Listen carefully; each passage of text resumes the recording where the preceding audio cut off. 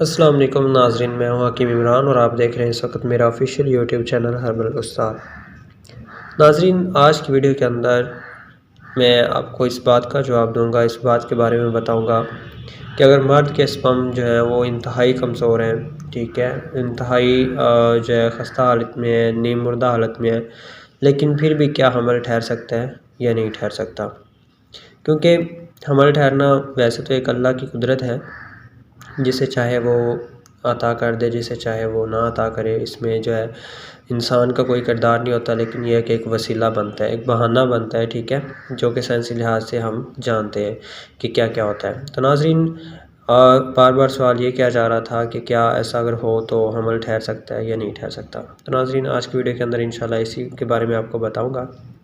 مزید آگے بڑھنے سے پہلے آپ سے گزارش بھی کروں گا کہ جو میرے چینل پر نئے آئے ہیں وہ میرے چینل کو سبسکرائب لازمی کر دیں اور بیل آئیکن کا بٹن دبا دیں تاکہ مزید آنے والی انفارمیٹیو ویڈیوز آپ تک پہنچ سکیں۔ تو ناظرین، زیرو سپرم کو ایزوسپرمینیا بھی کہتے ہیں، ٹھیک ہے۔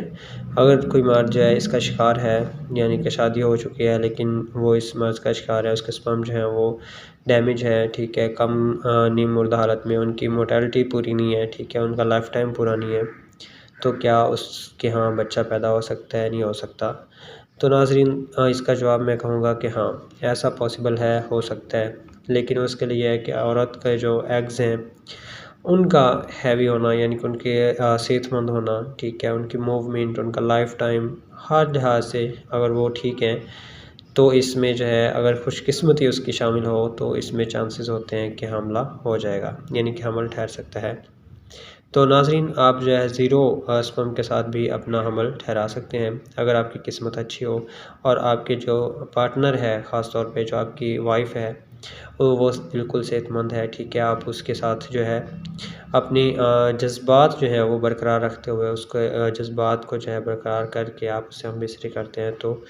جو ہے زیرو سپرم کے ساتھ بھی آپ ہم بستری کامیاب کر سکتے ہیں، حمل ٹھہرا سکتے ہیں۔